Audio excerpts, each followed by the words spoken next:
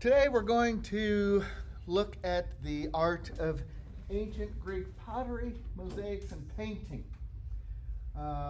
The pottery that survives, most of it is in the form of tomb monuments, grave markers, that sort of thing, but it gives us a lot of information about the Greeks and what they thought and what they did and what they worshipped and so forth. What are we talking about?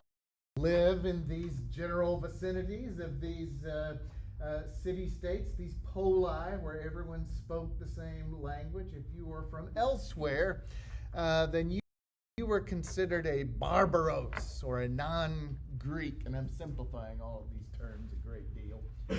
But barbaros is what evolved eventually into the term barbarian, which we refer to someone who's not very cultured and not very refined or sophisticated. That's how they viewed everyone else outside of their general area. They were also a polytheistic society, just like the Mesopotamians, just like the Egyptians. They had tons of gods for different purposes. They have main gods, and then they have secondary gods, and then they've got demigods who are half human, half god. The Greek mythology is quite developed and complex. The way that the gods participate in human endeavors is very minimal. They tend to just sit back and watch humans do whatever they're going to do. But you can enlist an entreaty to a god. That's why we have all of the different temples dedicated to different gods and goddesses. So you can offer offerings in order to ensure, for instance, Demeter, you would offer her probably some crops in order to ensure a good harvest, things like that. These are the main ones. These are the ones that I would want you to try and remember as best you can, and then I'll show you some other mythological creatures as we go on through the semesters, as cyclopses and centaurs and so forth.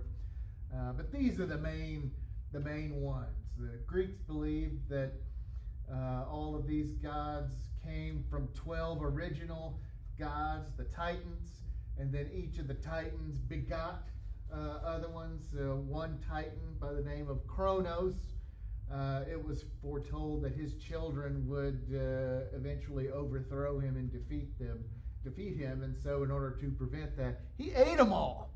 And eventually they all burst out of his skull and became the Olympians, and that includes Zeus and Hera and Athena and the rest. So you'll see how each of these, not all of them, but how a number of these gods are represented and all of their traits in art as we go along. All right.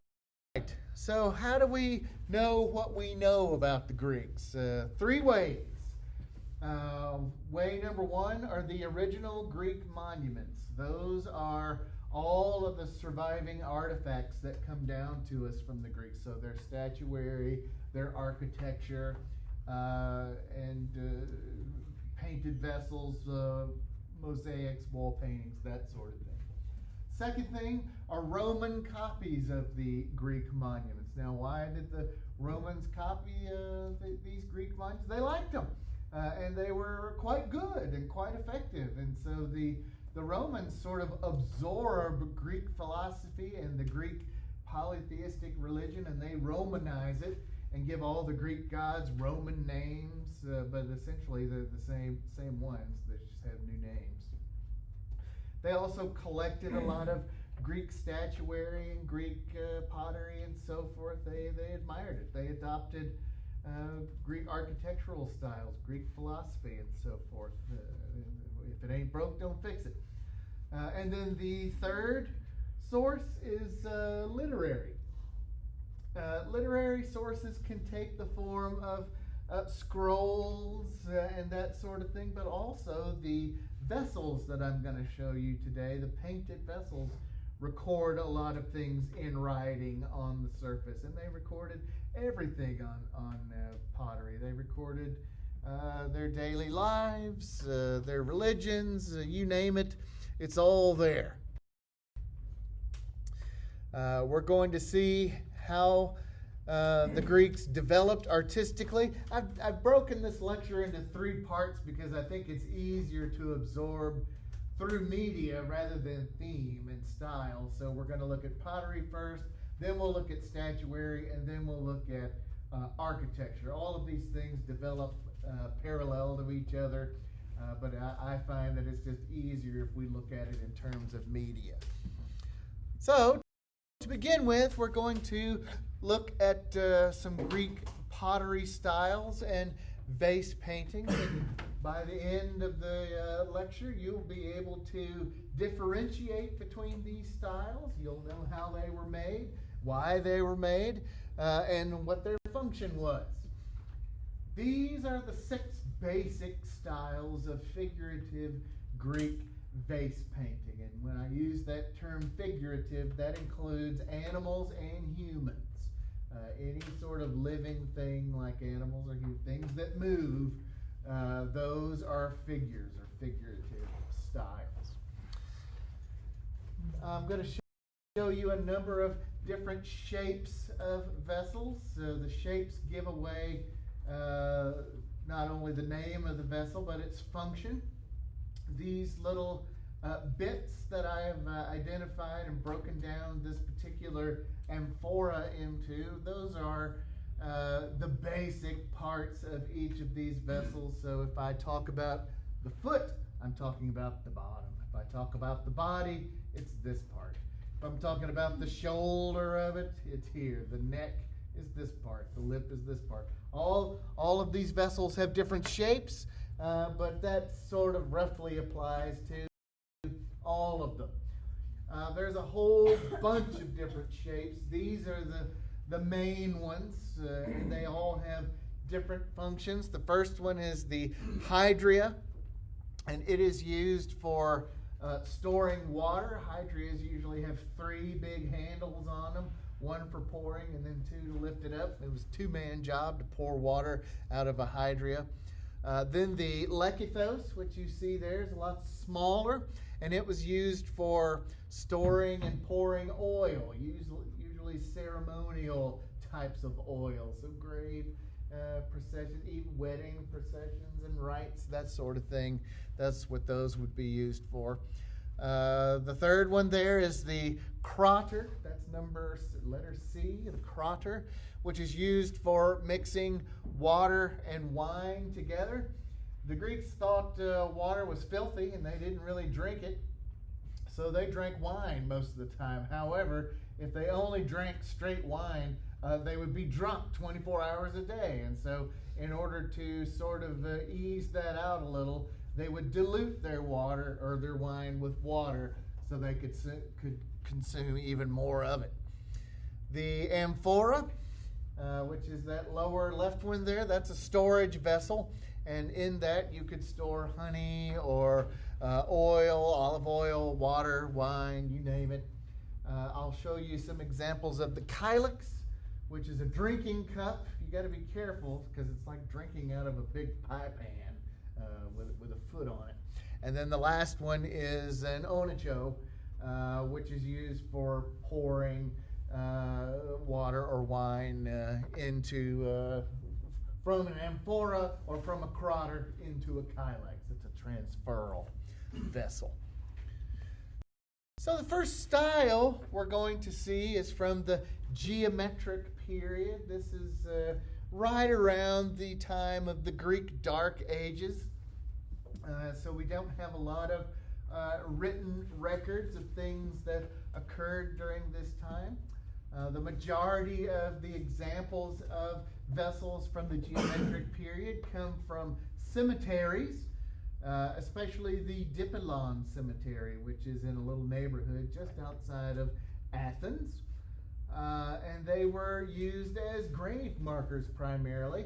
And so the decoration that we find on the surface of these vessels tend to be funerary in nature. Those little divisions that I'm showing you here at the bottom, those are just rough timelines. We're only talking about 100-year span between early Pro-Attic and Proto-Black figures from Attica. Later, you don't have to remember all those, but that's the breakdown of the time period. So here is an early one, some of the very earliest of the geometric style. They're very simplistic, not a whole lot of stuff going on there. They're called the geometric style because the primary form of decoration is geometric shapes. So squares, circles, little meandering, what we call Grecian key designs, that sort of thing. That's what we would use. Triangles. They would decorate the exterior with geometric shapes. The inside of the vessel is interesting because the bottom, if it's not hollow all the way, it'll have holes drilled into it so that you could pour libations for a tribute. So if Mr. Beaker kicks it, and he's got a nice vessel over his grave, and I want to go pay tribute, I'll bring my wine bottle. I'll probably be 3 sheets to the wind when I go to the cemetery, and I'll pour a little out for Mr. Beaker in his memory, and I'll pour it in the vessel. The wine runs down through the holes in the bottom into the ground, underneath which the cinerary urn will be, which contains your cremated human remains. So that's how these functioned. There's also a theory that sometimes these would be kind of broken on purpose. So you'd pay tribute by creating this lovely vessel, and then to pay tribute to that, you break it and then you bury the shards there. So a lot of these are in pieces that have been reassembled, and you can see them pretty obviously. Not all of them, but some of them. It's a theory. So some of these vessels have writing on them, identifying different things. Some of them don't. We see the emergence of some figures in this early amphora. You can see these deer that are used as decorative devices that go all the way around. It's a reappearance of the animal style that we saw in Mesopotamia, where we use repeating images of animals as decorative motifs. And then down underneath here we have some cranes. Both of those animals have a lot of symbolic value. The deer are sacrificial animals, and the cranes have to do with rebirth and resurrection, laying eggs, that kind of thing. Elsewhere, we have geometric designs. The size of the designs, the scale of them, tend to correspond to the shape of the vessel. So if I have a wide, flat area here, then the designs tend to be enlarged. And then where we have tapers and things, the designs get smaller and smaller.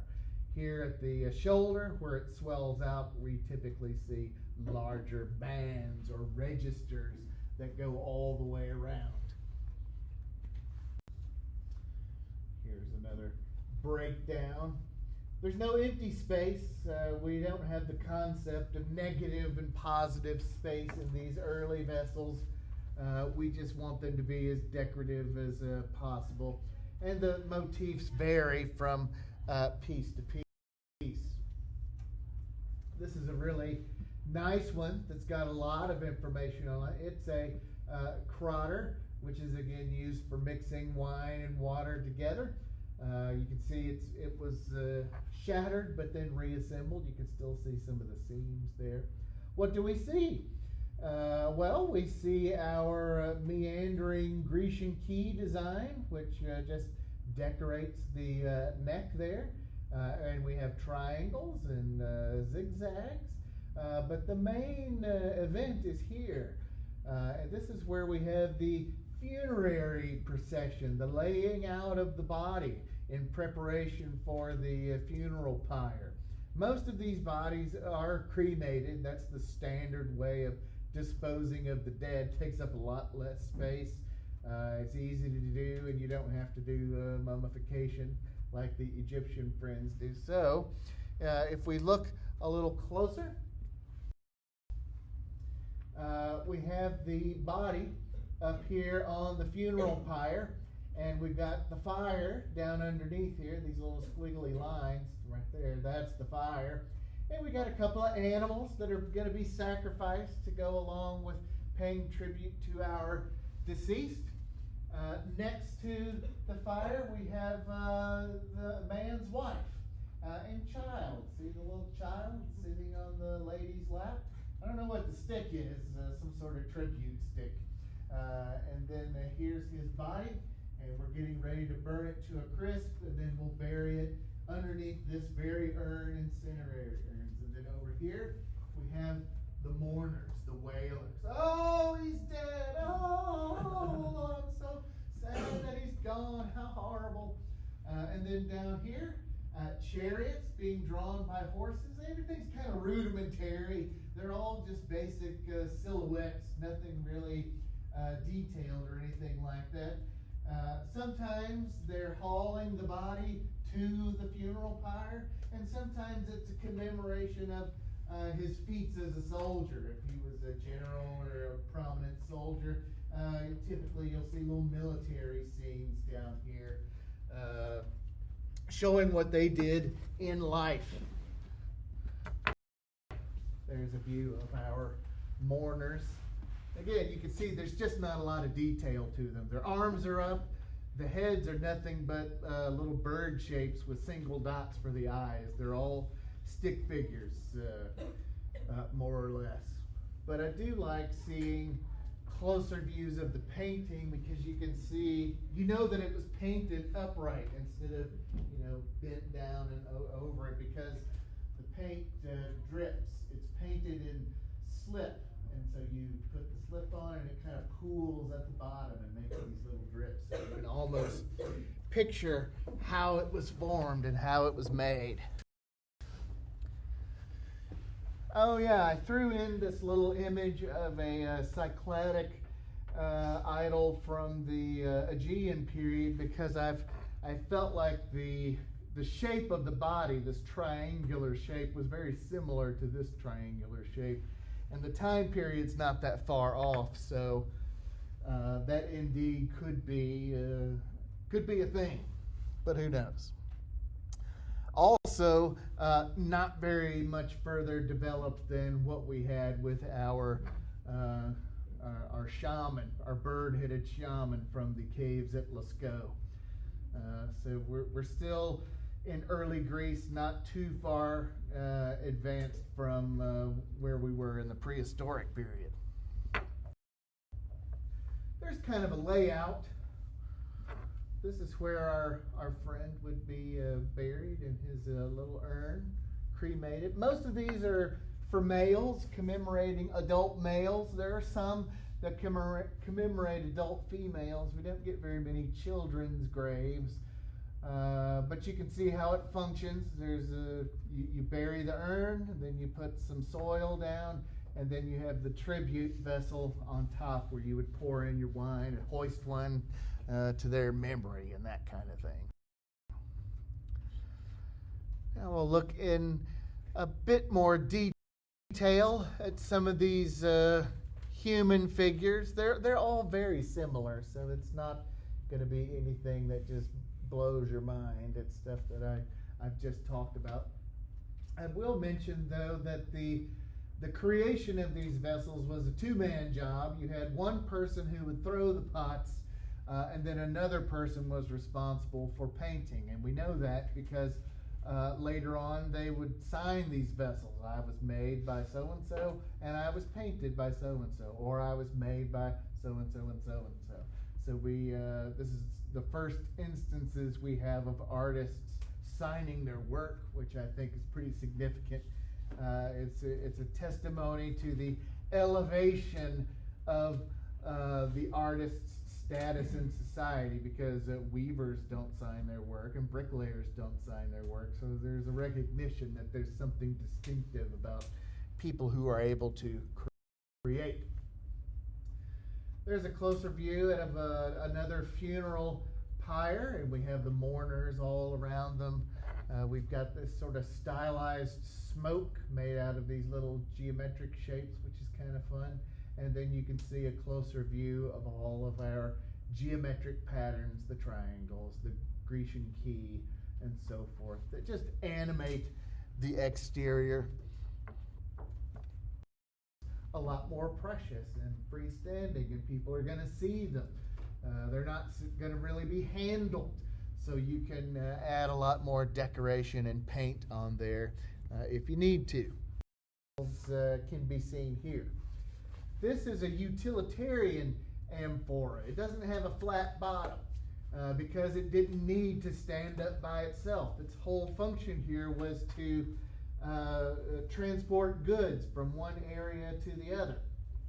The fact that they don't have feet on them make them easier to load and unload and store. This is how you would put them all together in the hold of a ship and then transport them wherever you were going to transport them for sale. What would they hold? Anything, honey, grain, oil, any number of artifacts. And also note the level of decoration. You don't decorate utilitarian objects because they're going to get scuffed, they're going to get bumped around. The funerary objects. This is a cool one where we've added some horses onto the lid of a pyxis. Animals eventually do take three-dimensional form. We don't only paint figures and animals, we make three-dimensional versions of them. At first out of clay, and then we sculpted out of marble, and then we cast it in bronze. All of these things the Greeks did, and did well. The designs that you see surrounding the vessels, still pretty typical of everything that we've seen up to this point. Some of them are more animated than other ones. This is a version of a centaur, which is half man, half horse. This is an interesting interpretation because the artist had to make some decisions. Because in the legend, which is an oral tradition, that's all they say, half man, half horse.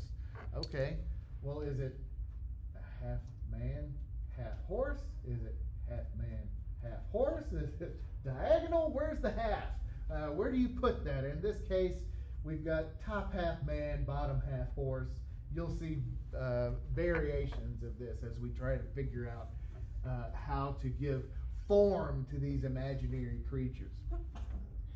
The centaurs were also interesting mythological figures in that they had good sides and bad sides. Sometimes they were good and sometimes they were evil, depending on who they were interacting with. And our painter here sort of refers to that with the light designs and dark designs, positive space, negative space. There's a little of both here that kind of refer to the dual nature of the centaur.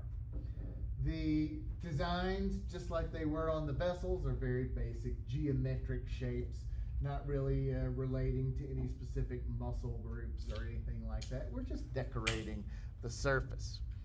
Now, I did come across these little guys, which I thought were kind of precious. These are little dollies, little girls' dolls. And they would also be painted up. Sometimes they would make real clothes for them to wear, just like Barbie dolls have their little wardrobes. And then they also had, we have surviving pieces of dollhouse furniture with little bits of little chairs and little plates and little cups and all that sort of thing, all to encourage the domestication of the Greek female child. We want to establish those thoughts of taking care of things and being nurturing and mothering and all of that sort of thing. They did have moving parts. Some of them did. You can see here hinges at the leg joints and arm joints, so she was posable. legs in the other two kind of dangle underneath like a bell clapper. And then the painted designs that you see kind of run the gamut. It all depends on who's making them. They were called plugana. And then you could have your plugana, and there's your little table and your little kylix for the table and your little lekithos, and you invite your friends over for a tea party. But these are the mean girls, and so they don't come, and so then you have to sit by yourself, and so I'm all by myself again, lonely plugana at the tea party.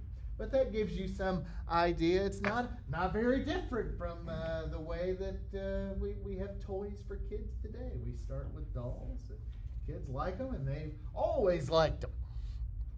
All right. The second style of vase painting is called the Orientalizing style, and that period where we see most of the Orientalizing style works of pottery is in the 7th century BCE.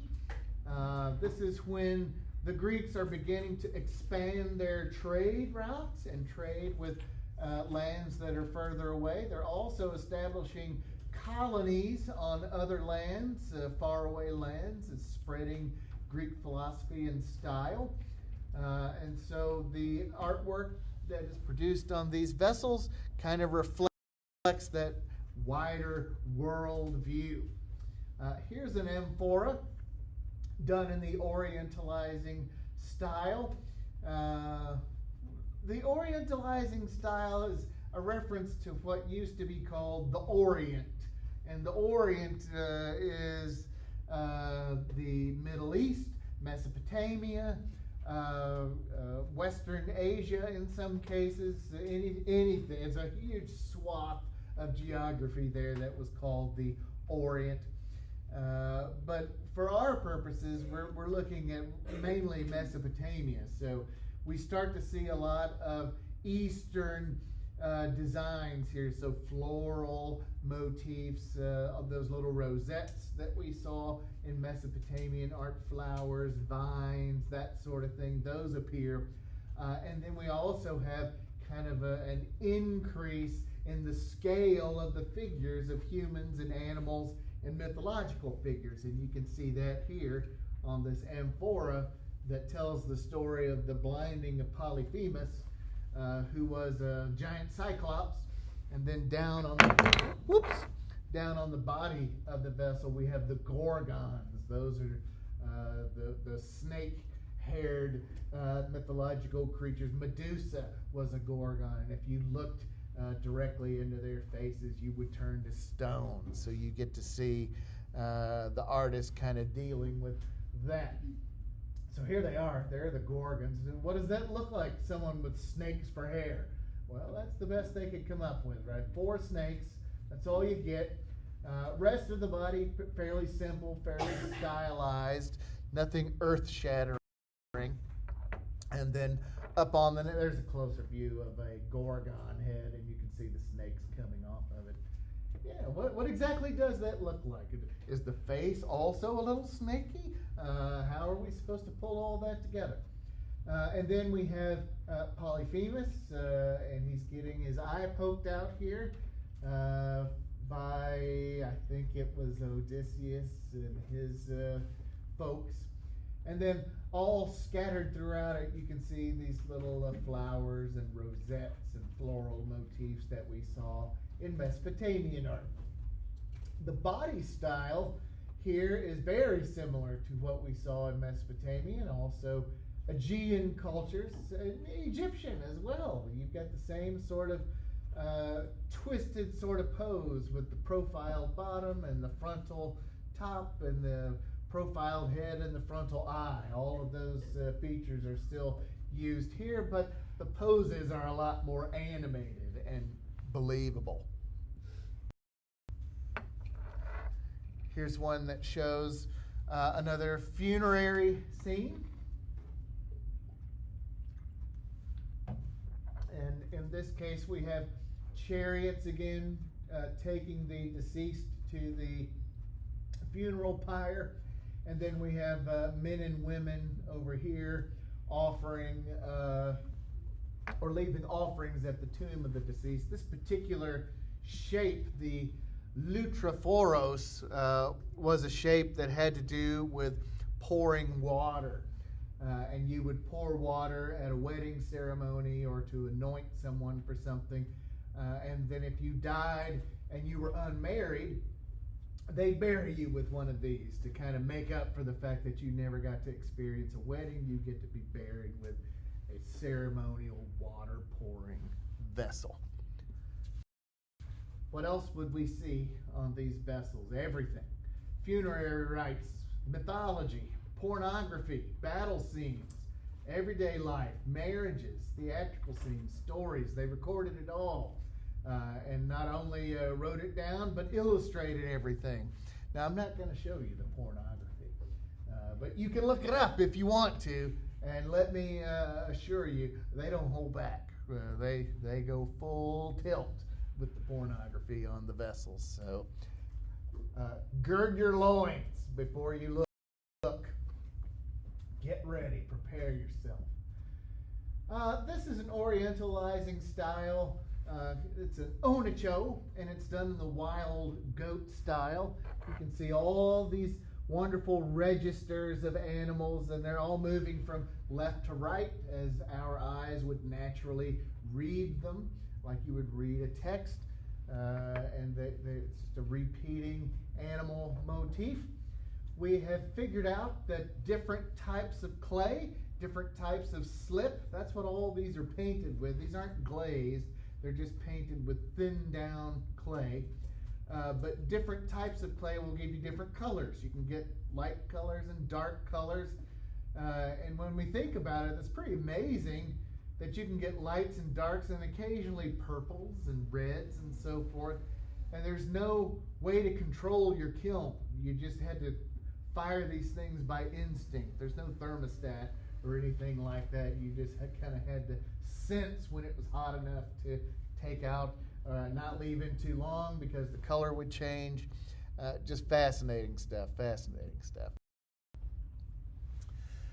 Here's another wide mouth vessel, and this one has some winged horses on it, and the winged horses remind us of those lamassu that we saw in Mesopotamia. So there's another connection to Mesopotamia and the similarity of these sort of sphinxy guardian type figures. We also get a lot of three-dimensional animal figures. This is a little perfume vase with a cute little owl sort of cocking its head to the side. Who are you? Where's my perfume? Because it's a perfume bottle, and maybe he's helping you. He's showing you, where to put the perfume or something. I don't know. But we've got different color feathers. You can see these alternating red and purple feathers on the outside, and then the light sort of porcelain base, and then the darker slip on it to get all this really animated, repeating patterns that we saw in ancient Persia, another Eastern or Oriental motif seen here again. And then here's another. This is an arabelos, which is a vessel that pours scented oils. And this is how the Greeks would take baths. They didn't really bathe like we think of bathing, especially the athletes. And the Roman athletes did this as well. To get yourself clean after a day of dirt, you would cover your body in oil. So you'd pour the oil out of the lion's mouth, cover your body with the oil, and then scrape it off. The oil sort of lifts the grit off of your skin and then leaves you moisturized and smelling great for whatever the night holds for you in downtown Athens. The design, very animated. On the body, warriors. Warriors, what? Right, remember, all these states are always warring with one another, so we get to see a lot of battle scenes and warrior motifs. And then the lion itself is pretty animated with his little fangs wines and so forth. Just a lot going on, and it's just a little tiny little vessel, only about yay big. Here's another vessel where you get a nice variety of colors and shades and so forth. A lot more battle scenes, more fighting Greeks, shields and spears and going into battle, and the whole enchilada. This one was used for just pouring various liquids. By the way, the fact that they're painted like this, again, tells us that these aren't really meant to be used every day. Because you'd knock all this off. Some of the slip colors that you see could only be applied after firing, so it's not even fired on. So you don't want to handle it after you make it, or else you'll smear all the paint on. I always liked this one for some reason. I like the red and the black, and then the negative space really punches it up. We have also included what's called a splinter rosette, where we paint down a solid sort of flower shape, and then you scratch the designs in the surface of it, which is a herald of what is to come with the black figure style of vessel decoration, where all the details are scratched or incised into the surface with a stylus, like a nail or a needle, something like that. Stylistically, there are some similarities, but there's an even further emphasis on the figure with black figure style pieces. And again, those figures can take the form of animals or humans. In this one, you see a little motif here that may look familiar. I wonder if anyone remembers what this is called. When you have a central figure with two mirroring figures on either side. Ooh. Anyone ringing a bell? Is it a heraldic figure? It is a heraldic figure. Well done. I'm going to pour some wine over your grave marker later. So. Thank you. In addition to the heraldic figure, which has a snake as the central figure, we've got all those little rosettes. So we still have a, I just saw that I had it typed here, and no one else saw it either, or you could have just read it. Oh, so anyway, this is a variant of the heraldic figure. There's no central figure, but these two animals mirror each other. So again, more Mesopotamian, more Eastern, or Oriental motifs. Oh, I really like this piece. This is a kylix. It's a drinking cup. So you're looking down into the drinking cup, which is like a little bowl with a foot on it, and then you've got two handles. So, when you drink it, it's like it's a two-handler. It's going to be a day when you get into that. What do we have? Illustrated here, it is the kidnapping of Dionysius.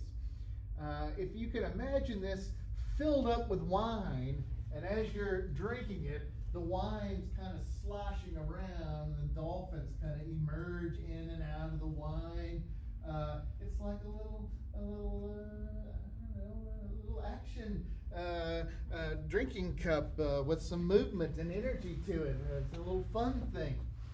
The story is depicted here is quite appropriate. It's some thieves decided that Dionysius, the god of wine, was worth kidnapping, and then he would only make wine for them, and they would be super rich. And so they got him plastered and kidnapped him and put him on a boat.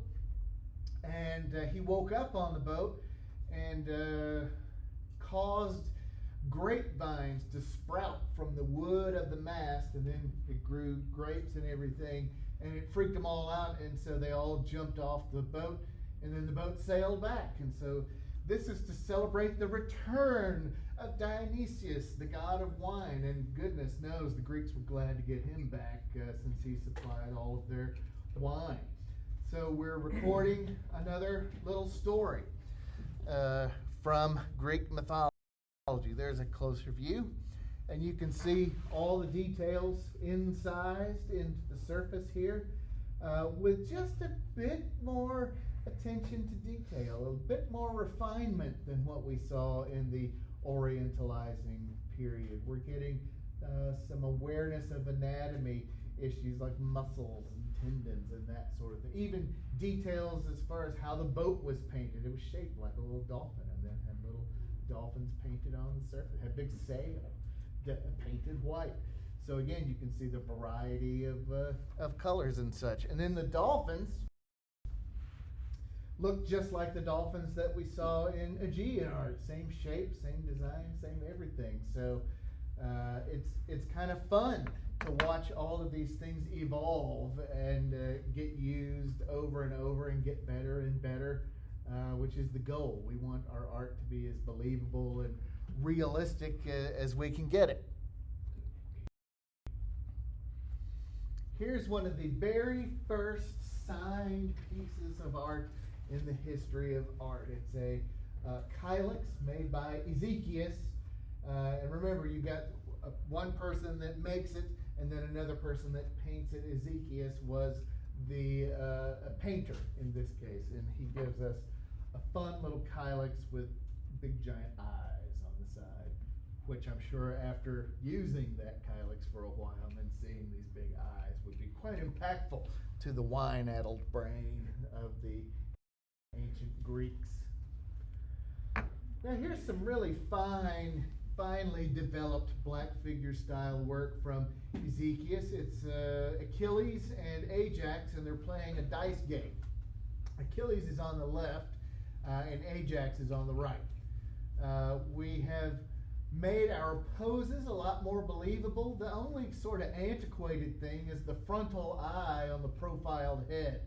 The rest of the body pose is a lot more naturalistic, and we're paying attention to things like, biceps and triceps and forearms and tendons and all of that. And then all of these little bits here, all that is very carefully etched into the surface to give it a very animated appearance. Now, between these two, who's going to win the dice game? Is it going to be Achilles on the left or Ajax? There's some clues that tell you. What do you think?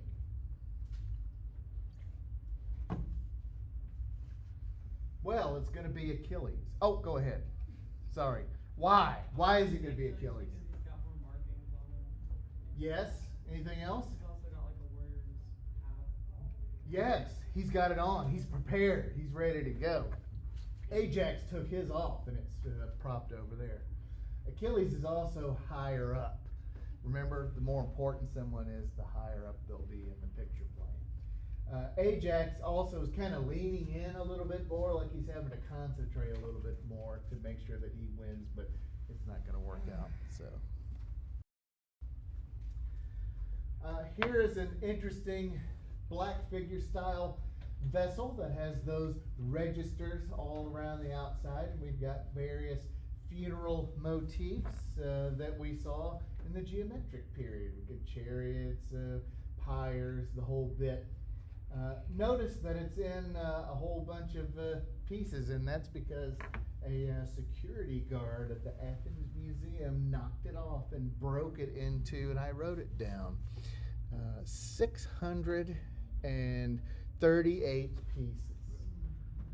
Man, you talk about having a bad day, because that's a one-of-a-kind vase. But they fixed it. That's the best they could do.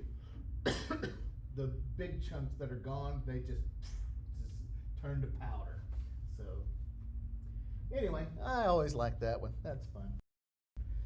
There's a closer view, some of the things, and you can see some of our warriors. This is the war between the Lapiths and the Centaurs, and we've added their names here in Greek, and so you can get a little bit more detail with the stories that you record, because we identify who everyone is. You don't have to guess anymore. Everyone gets a label. This one shows Heracles strangling the Nemean lion. The Nemean lion had an impenetrable skin. It was impervious to spears and arrows and fire. And so in order to kill it, Hercules strangled it to death and then he used one of its own claws to cut the skin off, and he used it for armor. That's why we see Heracles and then later Hercules always wearing lion skin. That's a reference to this, which was one of his 12 labors that he had to perform. And then there's a closer view. You can see all the details scratched in. It's very lively, very animated. I really like this huge black shape here.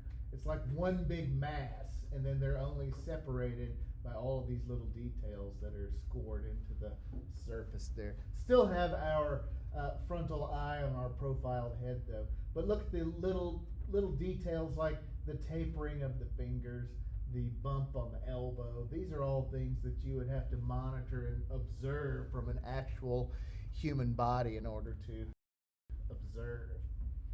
It's another black figure style. This is Dionysius with some Maenads who are priestesses of Dionysius, and they're bringing him an offering. They have a little hare, a little rabbit, to pay tribute to him. Again, most of the details are all scratched into the surface, but we have a little peek into what's going to become the red figure style, where everything is just painted on, and then you allow the body of the clay to be the tone. So that's what we see there. This is another black figure vessel. This is an image of Peleus welcoming gods to a wedding feast, including a centaur. Let's see if I can find him. Oh, he's at the top there. There's our centaur. And this shows Thetis in a little house at the top there too. This is a vessel that was used to mix wine and water together like a crotter, but you don't drink out of it. You would have to dip your cup into it and then drink out of your cup. If you drank right out of that, that would be considered rude. There's a closer view. There's our little house. There's Thetis sitting in her house. There's the centaur, and you can see also, in addition to all the great, here the harpies, great detail, and then a variety of different colors that we can get through different slips. This is Achilles killing Penthesilea, who was one of the Amazon warriors. And the story typically is that they were arch enemies, and then right as he was about to stab her to death with a spear, he falls in love with her. But then he's honor bound to go ahead and kill her, and so he does. But then he regrets it because he fell in love with her. Anyway, it's about noble, virtuous love and that kind of thing. And you can see who everybody is because they've got their names plastered everywhere to tell the whole story. And she also fell in love with him at that very moment. So, little spirals here. We've seen those before, and now they're just kind of fading into the background as filler motifs. More warrior scenes, lots of war scenes. This is how we know, or one of the ways that we know what their armor looked like and how they fought and what their weapons were and that sort of thing. All of it recorded on their pottery. Now we'll meander into the red figure style. It coexisted with the black figure style for a long time, but then eventually the black figure style was kind of abandoned because it was seen as sort of old-fashioned, and the red figure style sort of rose to the top. Red figure style is what it sounds like. The figures are red because the red of the clay is what shows through, and then you paint the details on. You don't scratch them on. That's one of the drawbacks of having to etch everything in with a stylus. It's very slow and deliberate, so you don't get much energy and much of a sense of movement, whereas when you can paint things, there's a little bit more freedom, there's a little bit more fluidity, sense of movement, energy, and so that typically is what separates the black figure from the red figures. It's not that one's better than the other. They're just a little bit different in their goals. Eventually, the preference for red figure style pottery winning out. Here we have Heracles wrestling Antaeus, and if we zoom in a bit, you can see an even greater attention to detail and anatomy, abdominal muscles, tendons, calf muscles, all of those things emphasized here to communicate struggle, tension, movement, all of that stuff. It looks way less posed and formal like the black figure style pottery did. This is another one. This is by the Niobe painter, known mainly for this particular vessel, which communicates the legend of Niobe, or Niobe, as she's called sometimes. Niobe was a mortal woman who ended up having something like, 9 kids or something. And she was walking through the woods one day bragging about how many kids she had. Oh, I've had so many kids. And Artemis, the goddess of archery, she's only had 2 kids. So, poor Artemis. But I'm so lucky. Well, it just so happens Artemis was in the woods and heard her talking shit about her. And so she decides to teach her a lesson. So Artemis gets her kids to go and kill all of Niobe's kids. So she has no kids. And then that'll take care of that. And so later on you'll see image, and then eventually kills Niobe too. So you'll see images of Niobe trying to pull arrows out of her back, but you can't quite reach it. It's like that itch, you just can't quite scratch. There's an arrow sticking out of her back. We'll look at her when we get to sculpture. But there she is buying the farm there at the bottom. But lots of movement, lots of motion, lots of action as all those people are being shot to death with arrows. This is the abduction of Europa, which is a detail from the outside of a crater. And again, we get a little sense of movement and motion here. This is Europa, who was a Phoenician princess, and Zeus decided he wanted to have his way with her, and so he seduces her in the form of a bull and then kidnaps her, and she rides off into the sky riding his back. There's motion. It's still a little bit stymied because we haven't quite figured out the body underneath the drapery, and so all of our drapery folds here look like grandma's drapes. They're perfectly ironed and perfectly straight.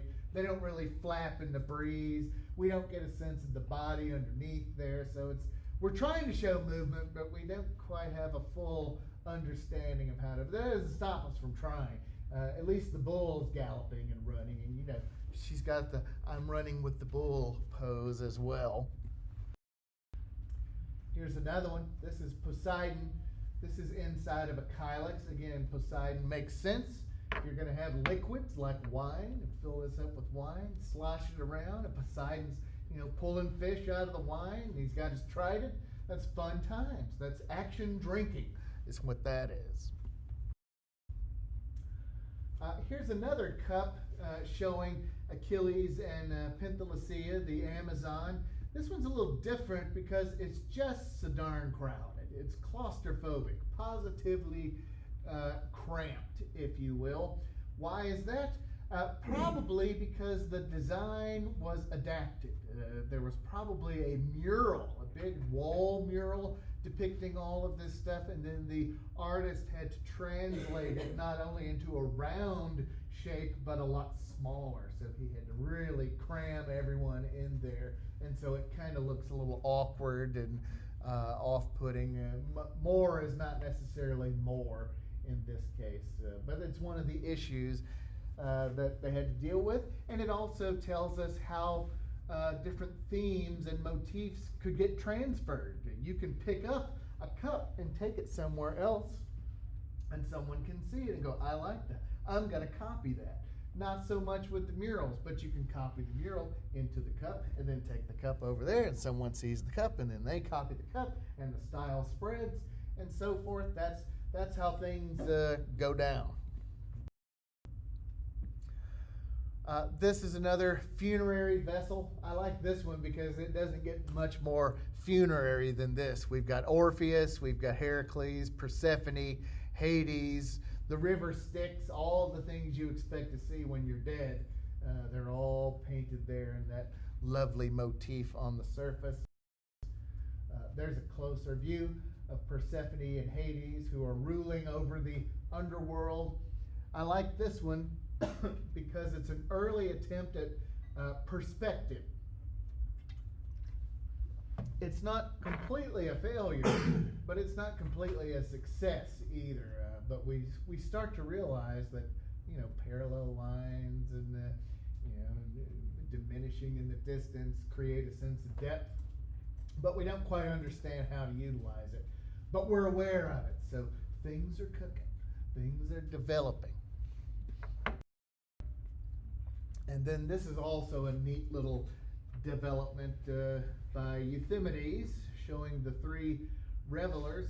Up to this point, everything that we've seen as far as humans go has been a profile view or a frontal view. But now we've got a 3/4 twisted turn. We see one of the revelers walking this way, but he's turned back. It's a little twisted 3/4 view. So we are increasing our variety of poses that we can offer, which make things even more realistic and believable. The other thing that we notice about this is he's not just turned, but when one part of the body moves, it affects another part of the body. So when he raises his arm, it makes this shoulder go down. So the body becomes a whole unit and not just the sum of its part. It's not just arms attached to torsos attached to legs. Everything affects the way everything else moves, which is the underlying concept of something called contrapposto that we're going to see when we get to sculpture. Everything affects everything else, and that also makes it more believable, more realistic. This is an interesting vessel, red figure style vessel. You'll see that we've got some older motifs, some orientalizing floral motifs. Those never really go away. We just kind of reuse them and reinterpret them as we develop our styles. But what is of note here is the fact that we've depicted an enemy from Greece. This is a Trojan warrior in the foreground named Sarpedon, and he's dying on the field of battle, but he was an honorable warrior. And so the Greeks are paying tribute to him. Even though he was their enemy, he was an honorable warrior. And if we zoom in a bit, you can see again the attention to detail with all the different muscles and so forth. The bloody arrow wounds that he's dying from here, all the blood shooting out, which is fun. And then we've got hypnos and I forget the sleep, blown out of my head. And then in the middle is Hermes, who will become Mercury in Roman art. And we know it's Hermes, the messenger god. He's got his winged helmet and he holds this caduceus, which is his little scepter. He's the one that escorts people up to the river Styx, escorts you into the afterlife. So these three stooges, whenever they show up, that means death is not far behind. So typically we'll see Hermes more than the other two, but they show up as well. All of it having to do with death and the afterlife, equating death to sleep. That's why sleep is there, and so forth. Here's another one showing us a variety of colors through the different slips. The crowded composition also probably derived from a wall mural that not only do we have to transfer it to a vessel, but it's a round vessel. So everything's a little hinky as it sort of gets squeezed in there. And you can see some of the different colors there. And there's another one. This one showing Eos and Memnon. I like this one because of the sort of natural pose of the dead body here. He's dead, he's being escorted into the afterlife, and look how his arms just hang slack there, as they would really do. Our artists are getting more and more observant as we're looking to models to figure out how to render all of these different things. And then around the rim, our old Grecian key design. We've recycled some geometric pottery designs here in a red figure style Kylex. This one's a little naughty. This is an improper, this would be about as pornographic as I'm gonna get with you, but it's an improper image of a girl preparing to bathe. It would have been for private use. That's why it's in a cup that you can kind of, I'm just drinking my out of my Kylex over here. You all just go do your thing. So it's for private use. But she does have a 3/4 turn, and we're trying to communicate the fact that she's female, even if it's just in a very rudimentary way. But we don't see nude depictions of females until the late classical period, because it was not it was frowned upon in society. So it wasn't a proper thing to do. But I guess if you could afford it and you could pay the potter, you could get yourself a little something to put in the old Kylex collection at home. Another one, same sort of thing, variety of colors, crowded compositions. Oh, now this one is probably my favorite vessel in red figure style painting. It's these guys riding dolphins, and it's a ciphter. And a ciphter is a vase that was used for cooling wine. So every winter, the Greeks would go up to the mountains and they would cut out big chunks of snow and ice, and they'd drag them back to the village, and they'd put them in this big insulated hole in the ground, so that when it came summertime and they wanted to have a cold one, they'd just go out and dig out some of the snow, whatever hadn't melted, and they'd put it in a big giant crater, and then they'd float this vessel in the middle of it in the ice water full of wine. And as it kind of bobbed up and down in the ice water, it would look like these guys riding these dolphins were sort of jumping in and out of the waves. And of course, the more wine you get, the more believable and realistic it looks as it's sort of spinning around and that kind of thing. So I always thought this was fun. That was the only purpose of this shape, is to bob up and down in a bigger vessel full of ice water. I always thought that was kind of cool. Another style, it's not hard to grasp, called the bilingual style. Called the bilingual style because it's black figure style on one side and red figure style on the other side. Usually it's the same motif drawn two different ways, but it's a good way to kind of compare styles on a single vessel. So there's Ajax and Achilles playing their games again. This one shows Heracles driving a bull to go and sacrifice. Left side shows red figure style, right side shows black figure style. And then there's one of a black figure style of Heracles reclining on a couch on the right. Black figure style, red figure style, and that's it. That's all you have to remember. Easy enough, right?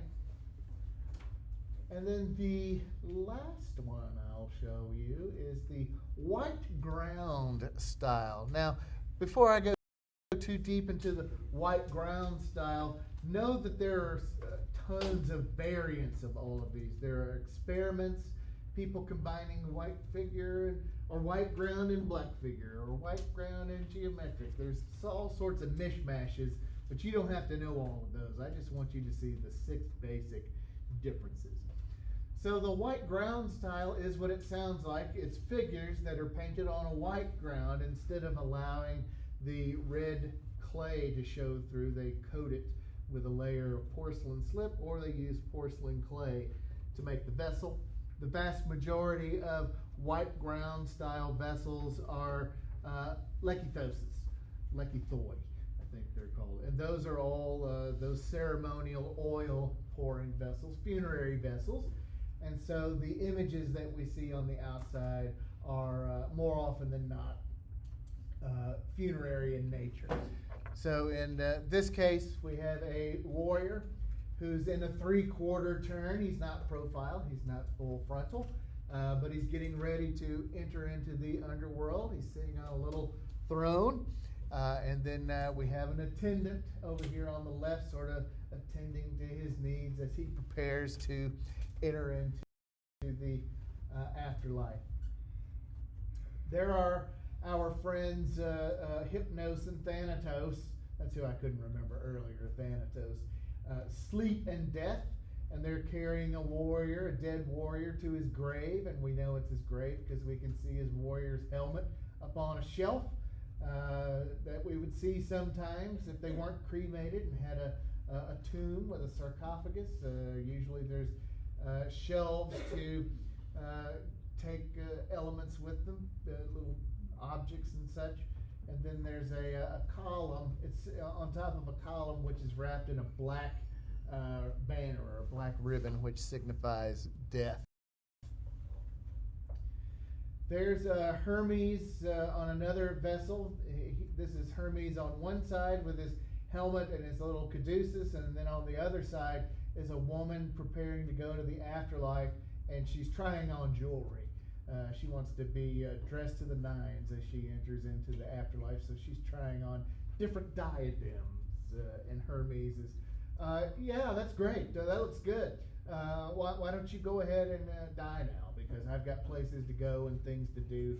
And you can see the column behind her with the black ribbon around it, signifying that she's dead. But she can't help herself. This is a theme that appears more than once in Greek, are women preparing for the afterlife by picking out jewelry, whether it's diadems or rings from a jewelry box or putting on makeup, something like that. It seems like a jab to me, but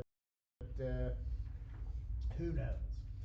Other things that we see, everyday scenes of playing music, spinning yarn, all sorts of different common mundane activities. This is one, it's a little cruder, but I liked it because it has Charon the boatman on it. Charon the boatman is who takes your soul over the river Styx into the underworld, and so he's typically shown as kind of a creepy, mean-looking guy. And there he is, steering the boat with his helmet on.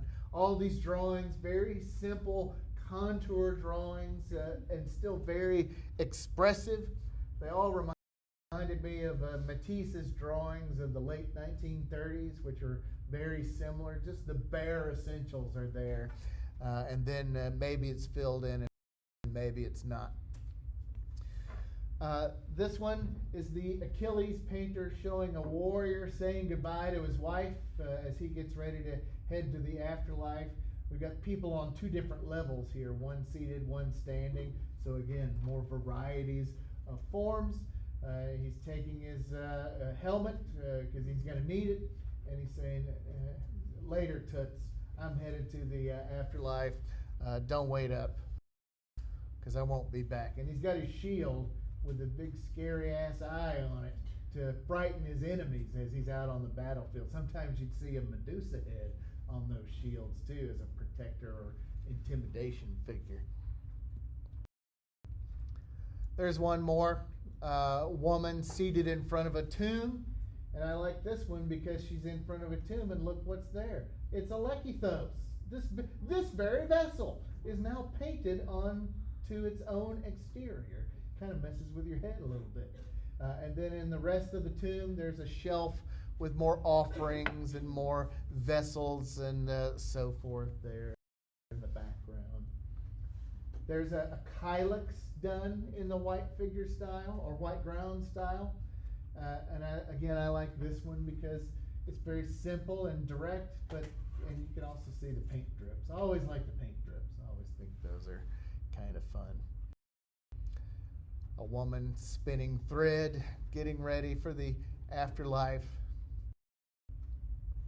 battle scenes, and so forth.